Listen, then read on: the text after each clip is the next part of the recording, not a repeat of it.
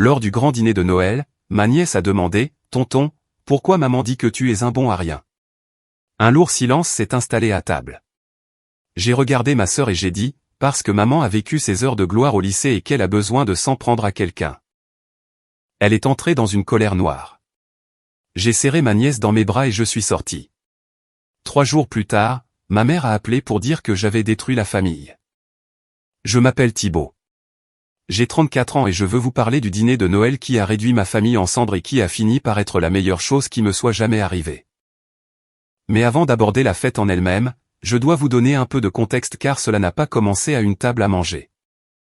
Cela a commencé il y a environ 20 ans lorsque ma sœur aînée Audrey a décidé que j'étais la raison pour laquelle sa vie n'était pas parfaite et que ma mère a décidé que cela semblait tout à fait exact. En grandissant, Audrey était l'enfant prodige. Je ne dis pas ça pour être dramatique. Je dis ça parce qu'il y avait littéralement un collage encadré dans le couloir de ma mère intitulé Les réalisations d'Audrey. Et il y avait de tout, de son ruban de fin d'école maternelle à son écharpe de reine du bal de fin d'année au lycée. Vous savez ce qu'il y avait de mon côté du couloir? Une photo de famille où j'avais les yeux fermés et personne n'a pris la peine de la refaire. Cela résume à peu près mon enfance. Audrey a 3 ans de plus que moi. Et depuis le moment où j'ai pu former des souvenirs, elle a fait en sorte que je connaisse la hiérarchie. Elle était l'intelligente, la jolie, celle qui irait loin. J'étais la pensée après coup, l'accident, comme elle me l'a dit une fois quand j'avais 9 ans, ce que ma mère a entendu et a répondu en me disant d'arrêter d'être si sensible. Pas Audrey, ne dis pas ça à ton frère. Juste Thibaut, endurcis-toi. C'est devenu la devise de la famille chaque fois qu'Audrey faisait quelque chose de cruel. Thibaut, endurcis-toi. Thibaut, elle ne le pensait pas Thibaut, tu exagères. Mon père, Alain, était un gars bien, mais il n'avait aucune volonté quand il s'agissait de tenir tête à ma mère.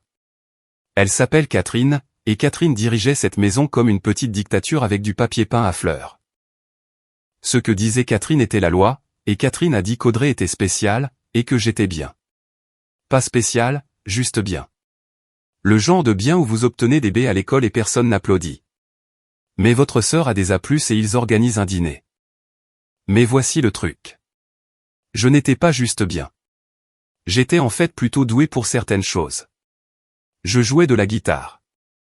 Je pouvais réparer n'importe quoi de mécanique.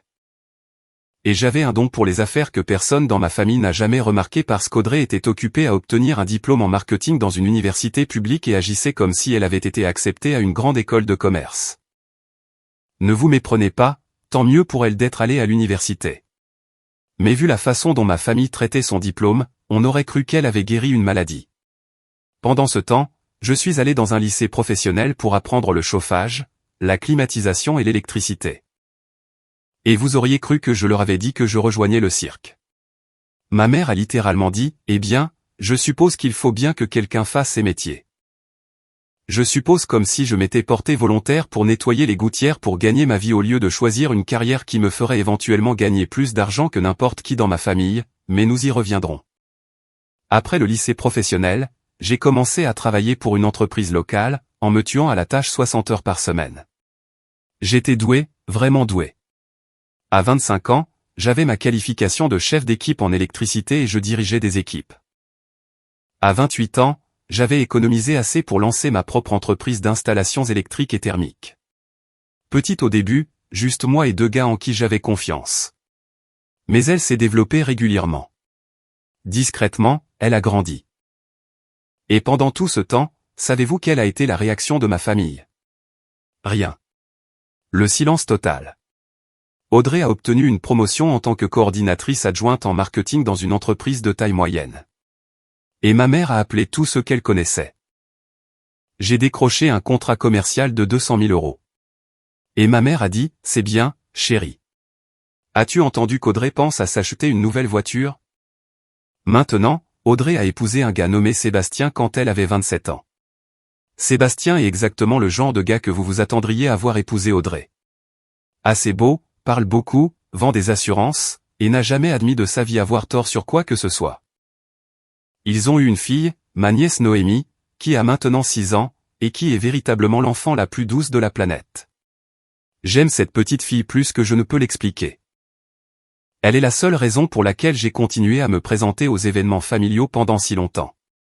Parce qu'à chaque fois que je pensais à couper les ponts, j'imaginais le visage de Noémie s'illuminer en me voyant, et je n'en étais pas capable.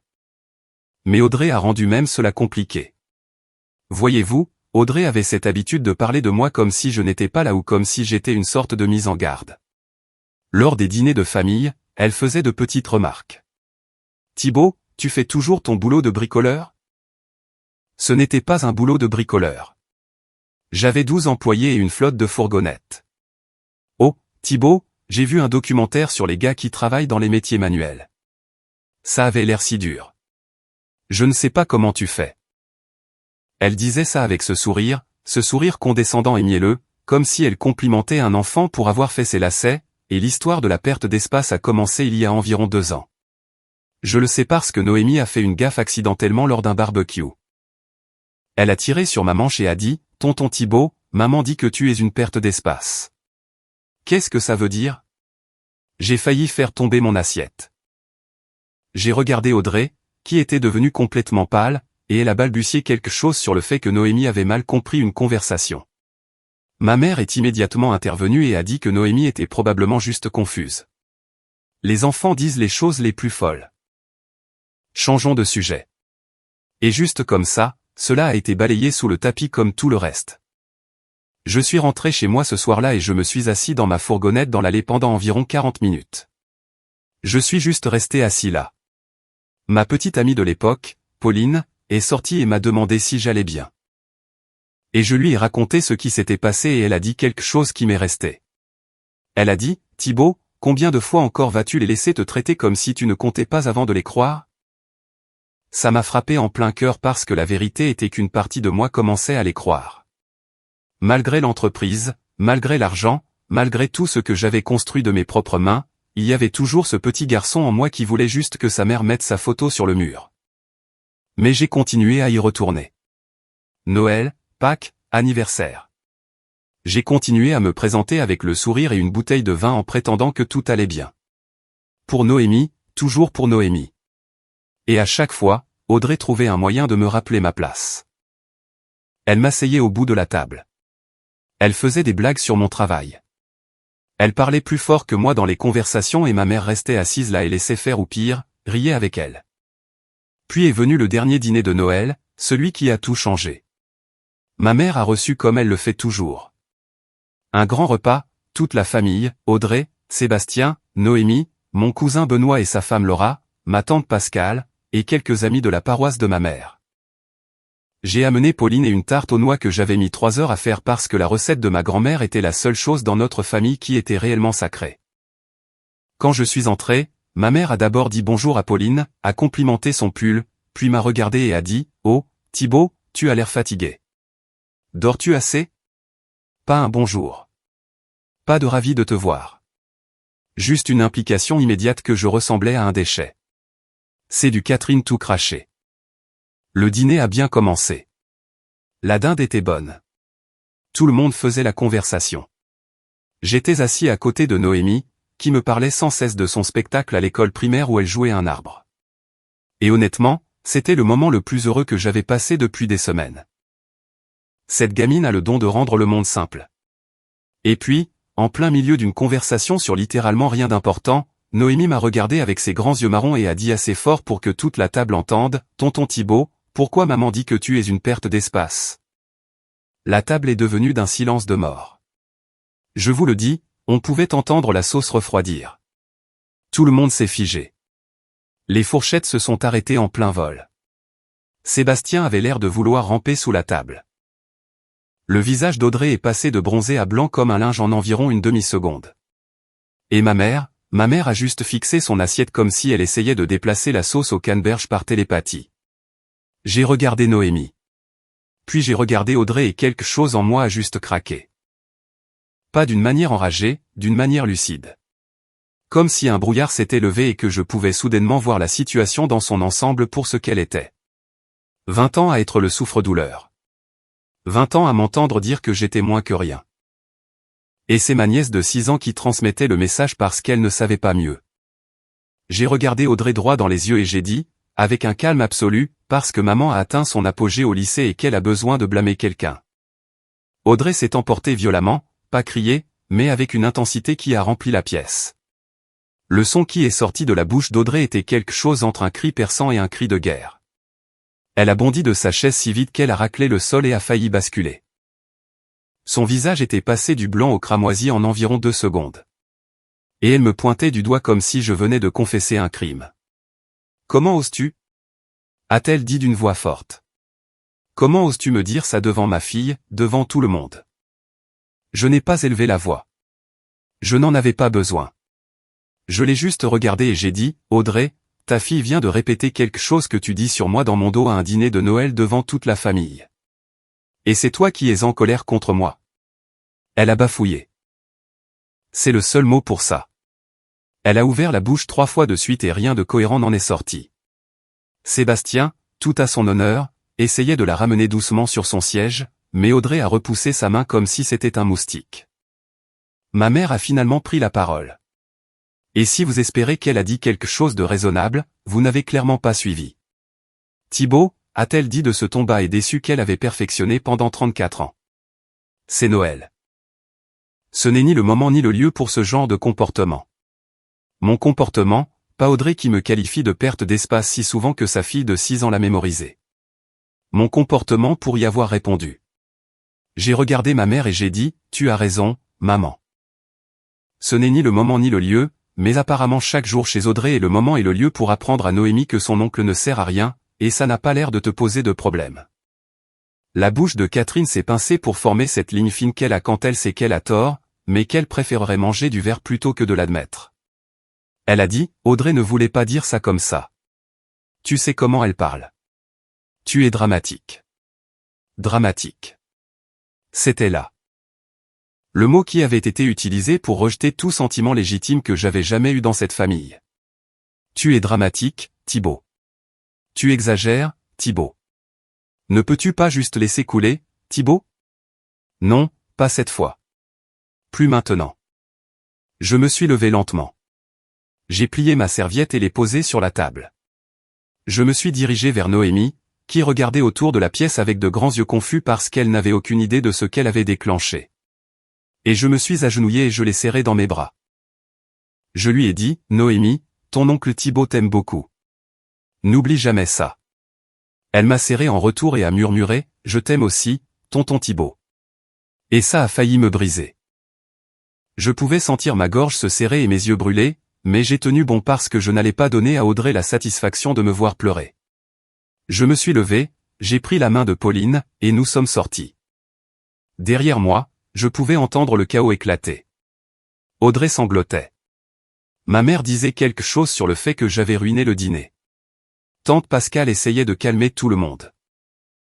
Et Sébastien demandait si quelqu'un voulait plus de vin, ce qui, honnêtement, était la chose la plus utile que Sébastien ait jamais apportée à un rassemblement familial.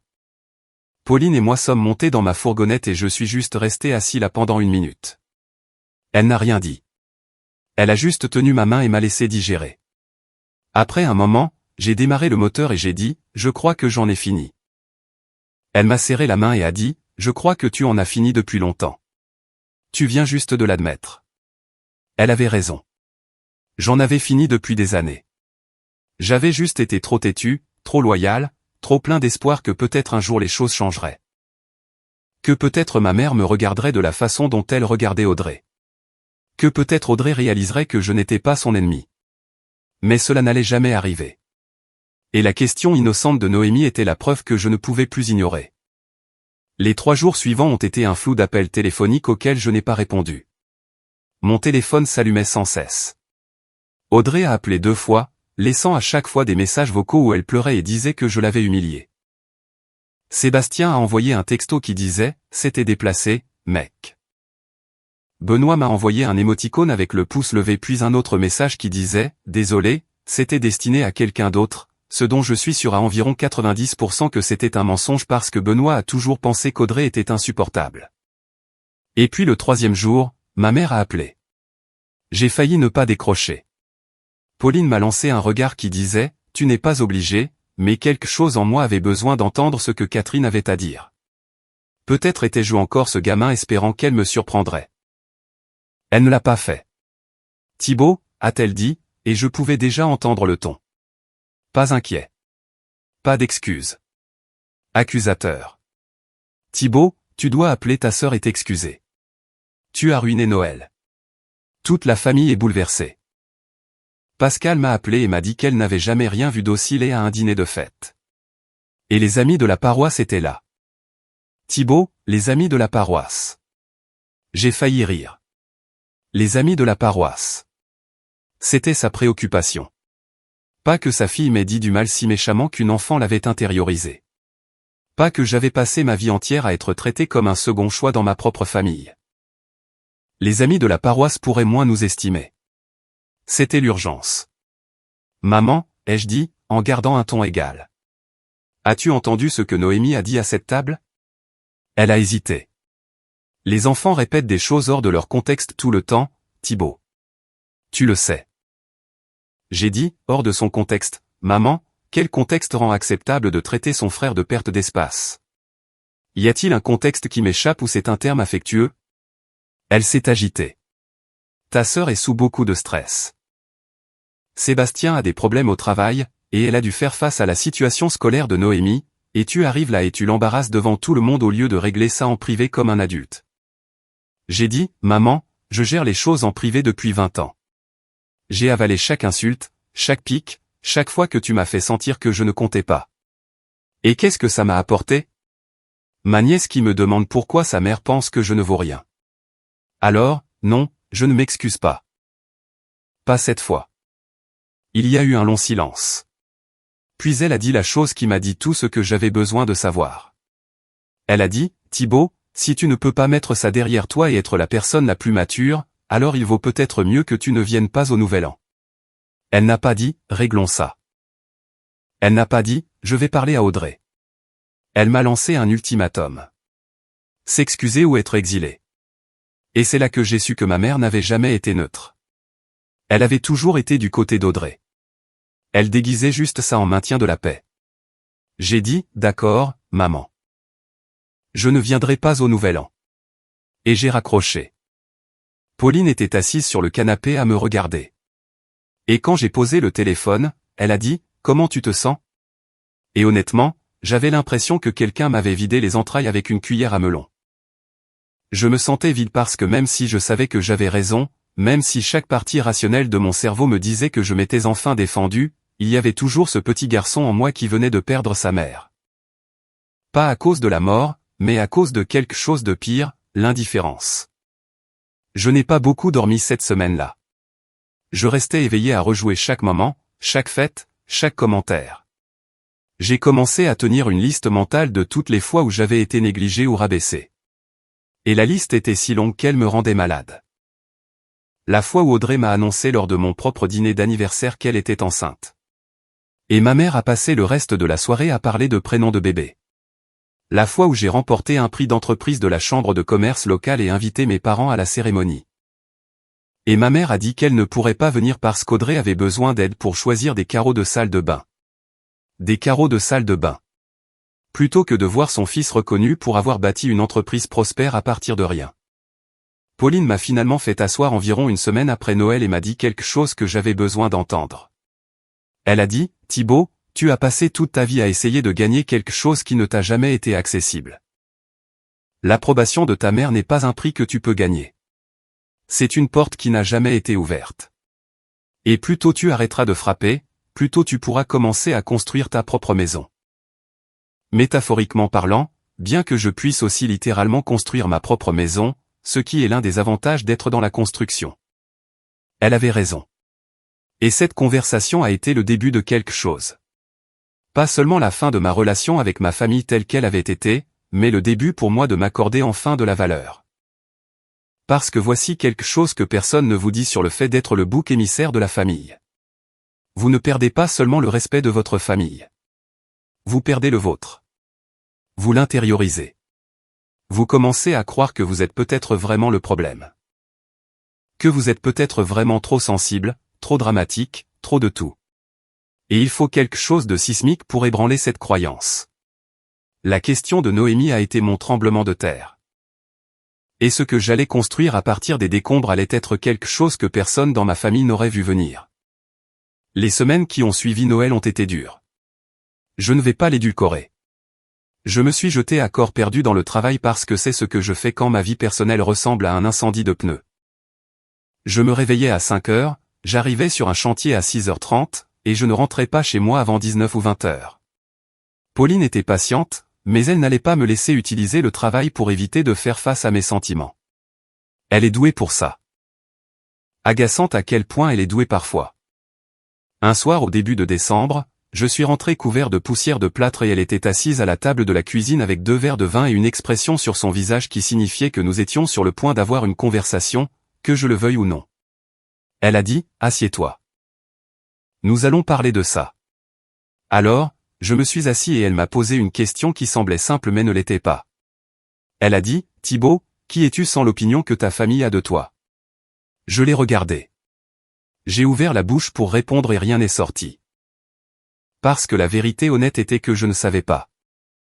Tout ce que j'avais construit, chaque nuit blanche, chaque contrat que j'avais remporté, chaque employé que j'avais embauché, une partie de moi l'avait fait pour leur prouver qu'ils avaient tort, pour prouver à Audrey qu'elle avait tort, pour prouver à ma mère qu'elle avait tort.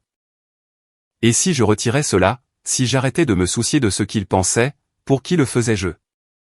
Pauline a dit, tu dois commencer à le faire pour toi-même, pour nous et pour la vie que nous construisons. Elle avait raison. Elle avait une belle et agaçante raison. Et cette nuit-là a été la première nuit où j'ai commencé à lâcher prise. Pas de la colère, pas complètement. Cela prendrait du temps, mais du besoin de leur approbation. J'ai commencé à desserrer ses doigts un par un. J'ai aussi fait quelque chose que je repoussais depuis des années. J'ai appelé un thérapeute. Il s'appelait le docteur Fabien Rousseau, et c'était un homme d'une 50aine d'années, très direct, qui avait l'air d'avoir pu être entraîneur de football dans une autre vie. À la première séance, je lui ai raconté toute l'histoire. Ma mère, Audrey, le favoritisme, le dîner de Noël, tout ça.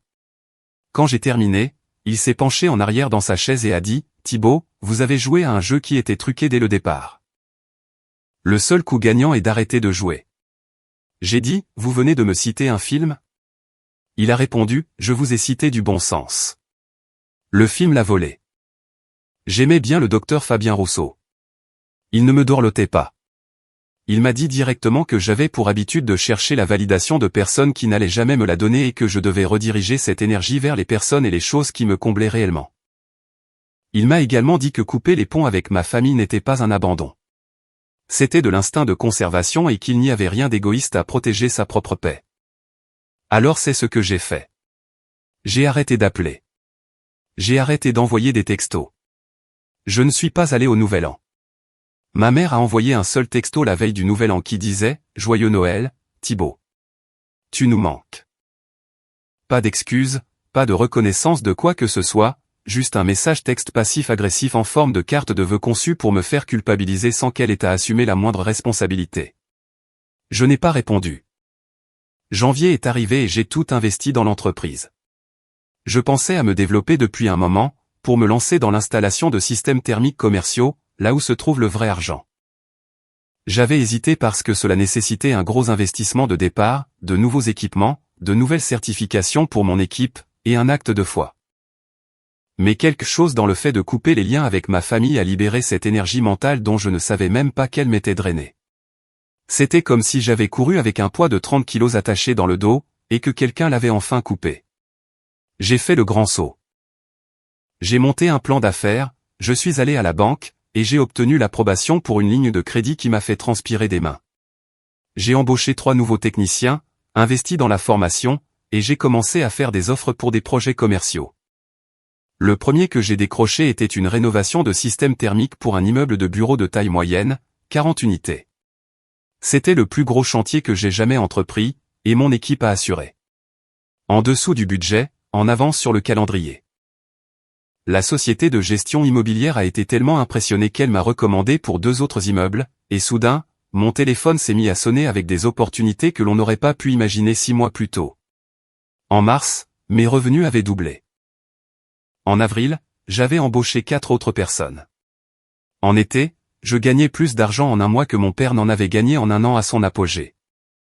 Et je dis ça non pas pour me vanter, mais parce que le gamin à qui on avait dit qu'il n'arriverait jamais à rien en poursuivant un métier manuel dirigeait maintenant une entreprise qui employait 19 personnes et avait un carnet de commandes s'étendant sur l'année suivante. Pauline et moi avons également franchi une étape importante. Nous sortions ensemble depuis 2 ans. Et en février, au beau milieu de tout le chaos des affaires, je l'ai emmenée dans ce petit restaurant italien où nous avions eu notre premier rendez-vous, et je l'ai demandé en mariage. Elle a dit oui avant même que je n'ai fini de poser la question, ce qu'elle m'a avoué plus tard être dû au fait que je tremblais tellement qu'elle avait peur que je fasse tomber la bague dans les pattes. Nous avons fixé une date en octobre et avons commencé à planifier un petit mariage. Pas de drame, pas de spectacle, juste nous et les personnes qui tenaient vraiment à nous. Mais c'est là que les choses deviennent intéressantes. Et par intéressantes, je veux dire d'une ironie cosmique. Alors que ma vie décollait comme une fusée, celle d'Audrey faisait l'inverse. Je ne le savais pas à l'époque parce que je ne parlais à personne de ma famille, mais Benoît me tenait vaguement au courant parce que Benoît est le genre de cousin qui prétend être la Suisse, mais qui vit en fait pour les ragots. Vers février, Sébastien a été licencié de son emploi dans les assurances. Pas une réduction d'effectifs, licencié pour problème de performance, ce qui, selon Benoît, était une façon polie de dire que Sébastien en faisait le strict minimum depuis des années, et que son entreprise l'avait enfin remarqué. Le travail d'Audrey dans le marketing allait bien, mais ce n'était pas le genre de salaire qui pouvait faire vivre une famille de 3 personnes, plus une hypothèque en banlieue. Ils ont brûlé leurs économies en quelques mois parce qu'Audrey et Sébastien avaient les compétences en planification financière d'un retriever doré dans une animalerie. Benoît m'a dit qu'ils avaient accumulé des dettes de cartes de crédit, essayant de maintenir leur style de vie, et que les choses devenaient tendues. Est-ce que je me sentais mal? Un peu. Sébastien n'est pas une personne terrible. Il est juste faible et plutôt inutile en temps de crise. Et Noémie ne méritait rien de tout ça. Mais Audrey, la femme qui m'avait traité de perte d'espace, qui a passé 2 décennies à me faire sentir que j'étais moins que rien. Je mentirais si je disais qu'il n'y avait pas une petite partie mesquine de moi qui pensait que l'univers s'occupait de ses affaires. Je me suis concentré sur mon propre monde. Pauline et moi avons acheté une maison en mai. Rien de fou, un pavillon de plein pied avec 3 chambres sur un terrain d'environ 8000 mètres carrés, mais c'était à nous.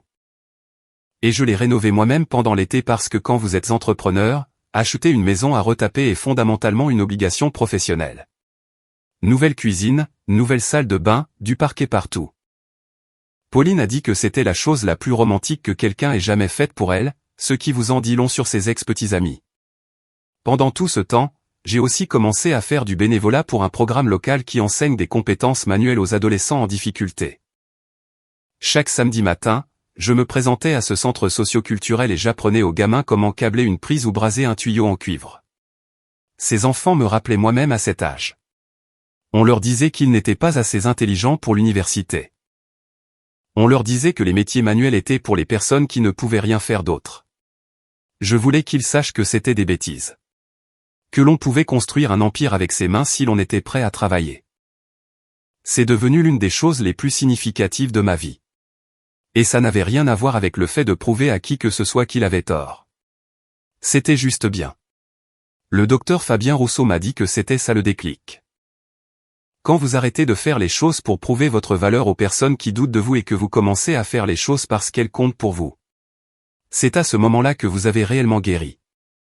Je ne vais pas prétendre que j'étais complètement guéri.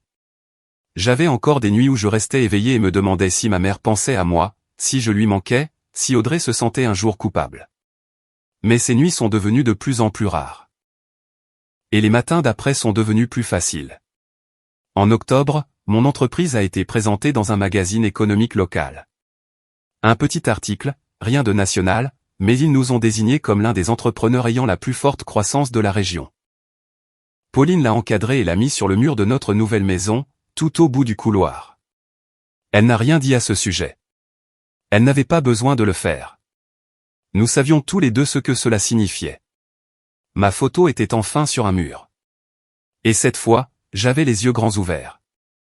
À la mi-octobre, environ 2 semaines avant mon mariage, j'ai reçu un appel téléphonique d'un numéro que je ne reconnaissais pas.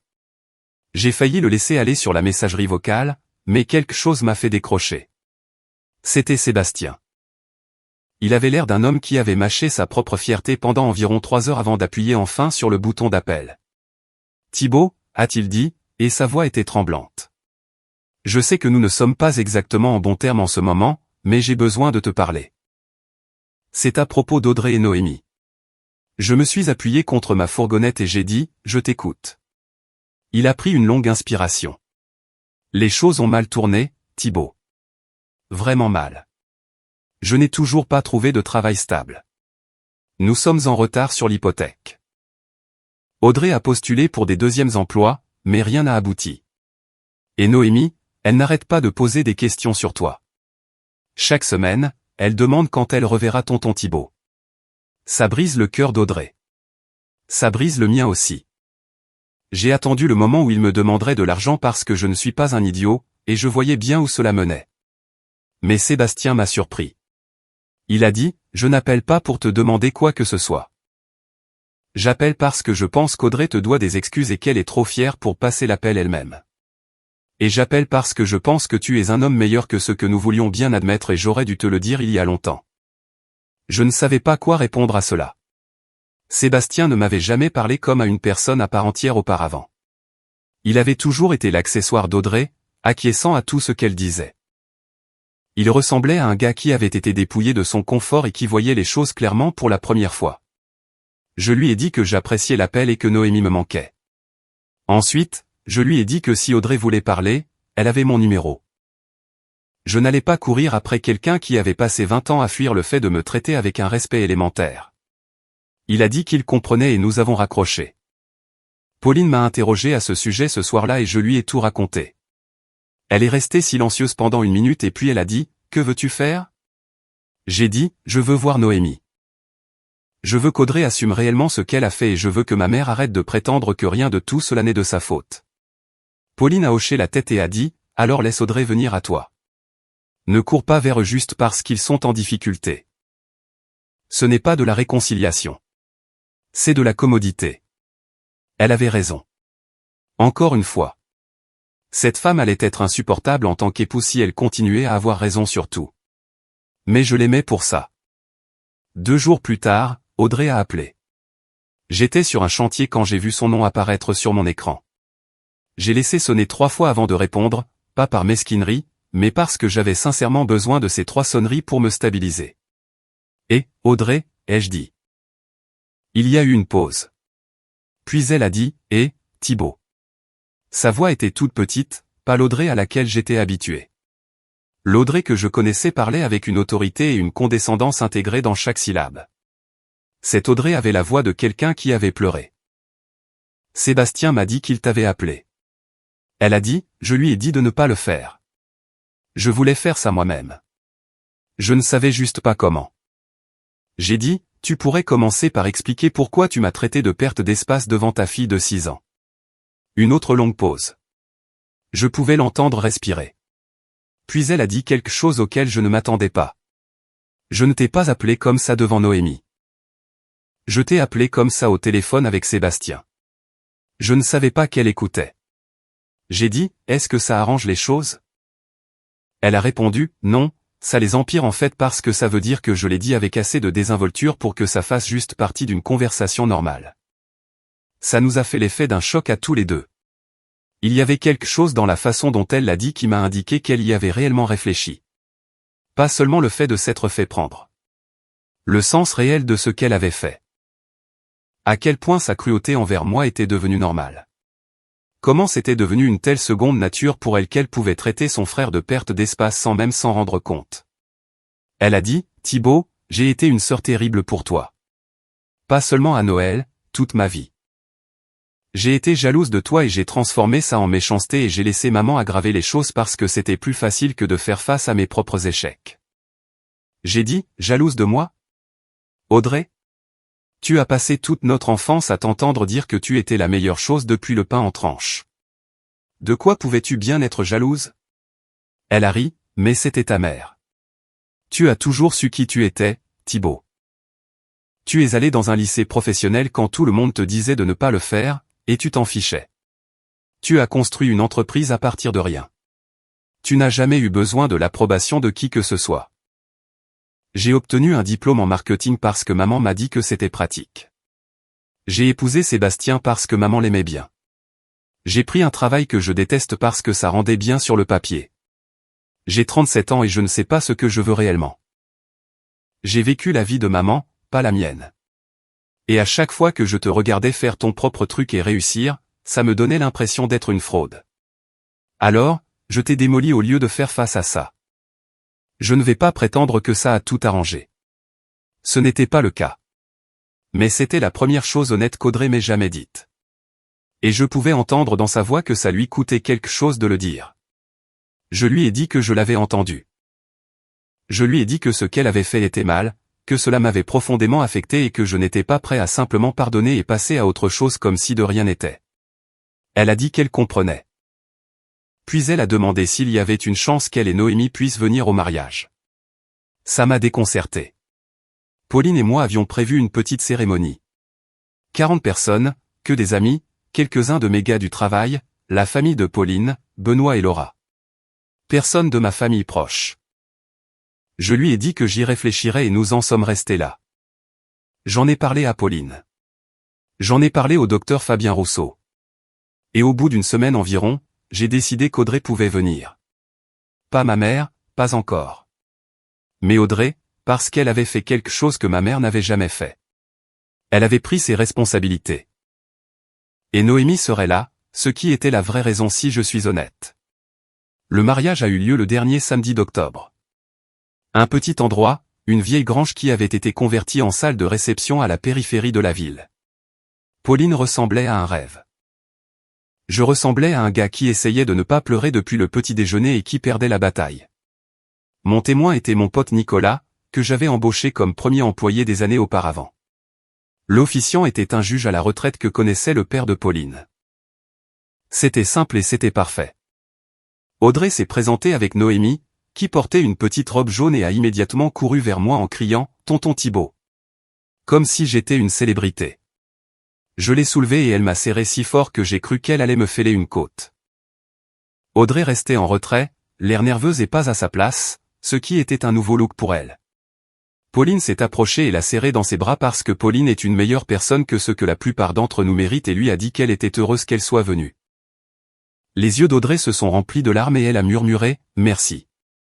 Pendant la réception, Audrey et moi nous sommes assis sur le porche de la grange pendant quelques minutes pendant que Noémie dansait à l'intérieur avec la fille de Nicolas. Elle a dit « J'ai parlé à maman du fait de t'avoir appelé.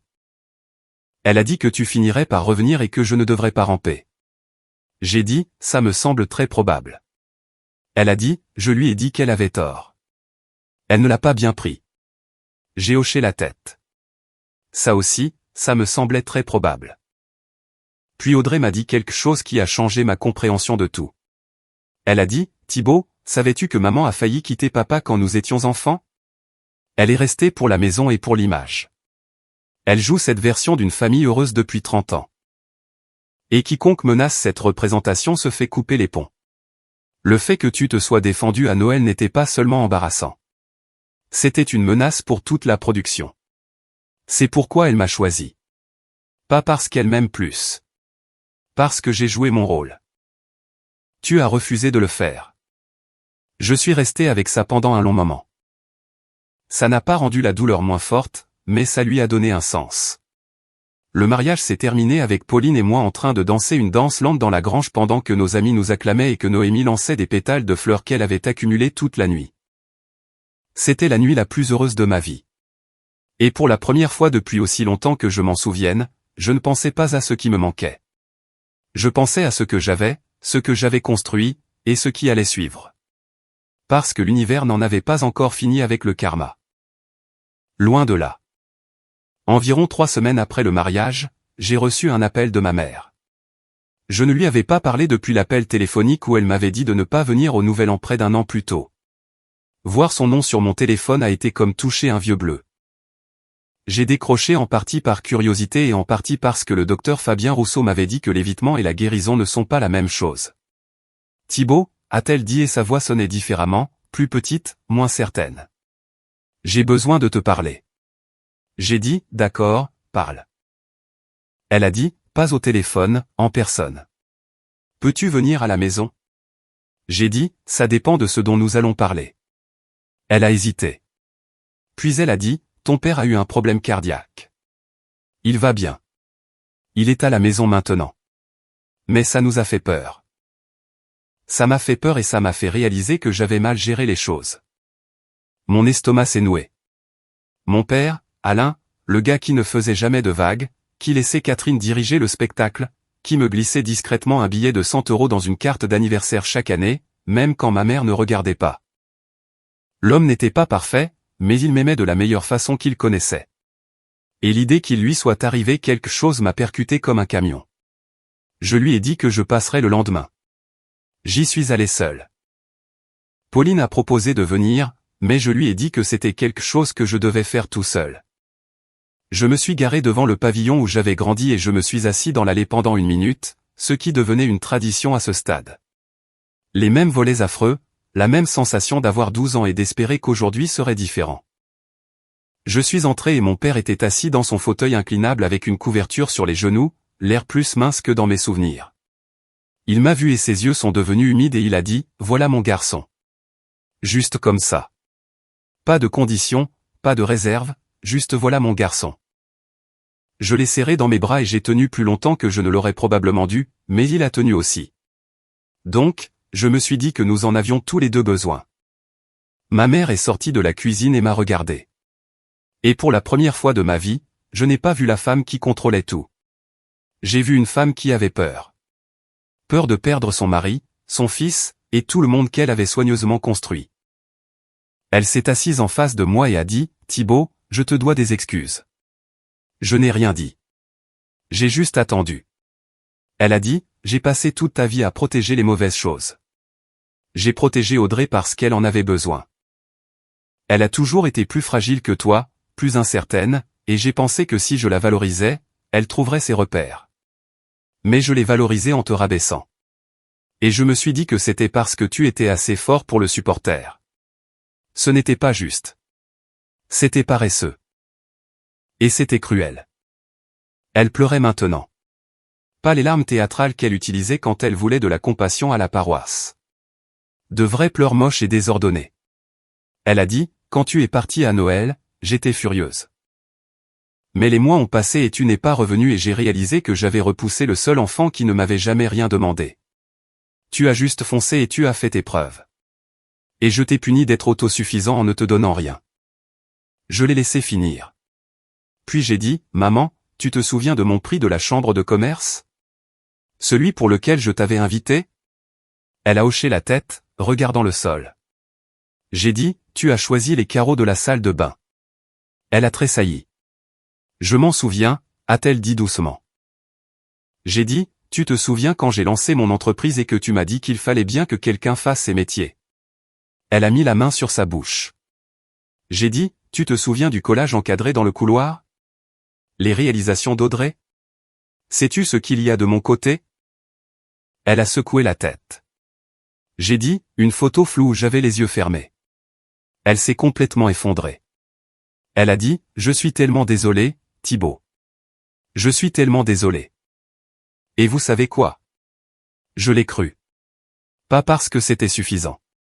Pas parce que les mots peuvent défaire 34 ans de dégâts, mais parce qu'elle n'a pas essayé de se justifier. Elle n'a pas dit, « Mais tu dois comprendre. » Elle a juste dit qu'elle était désolée et elle le pensait. Mon père, qui était resté assis là silencieusement pendant tout ce temps, a pris la parole. Il a dit, « Thibaut, je t'en dois une aussi. J'aurais dû intervenir. J'aurais dû prendre ta défense.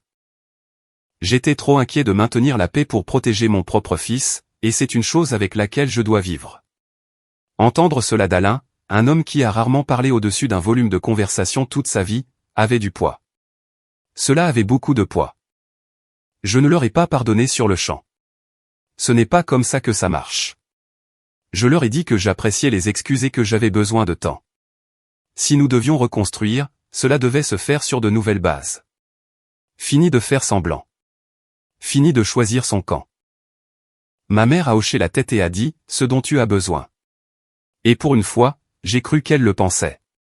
Je leur ai parlé du mariage. Le visage de ma mère s'est décomposé quand elle a réalisé qu'elle l'avait manqué. Elle ne m'a pas fait culpabiliser. Elle a juste dit, je suis heureuse que tu aies eu une belle journée. Mon père a demandé à voir des photos, et quand il a vu Pauline, il a souri et a dit, c'est la bonne, Thibaut. Au cours des mois suivants, les choses ont changé lentement. Ma mère et moi avons pris un café une fois par semaine.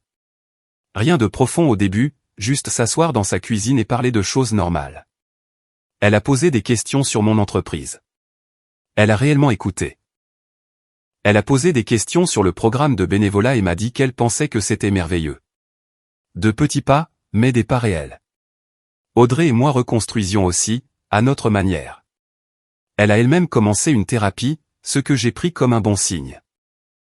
Elle a également quitté son emploi dans le marketing et s'est inscrite à un programme culinaire parce que, comme il s'est avéré, la chose que Audrey avait toujours réellement voulu faire, c'était cuisiner.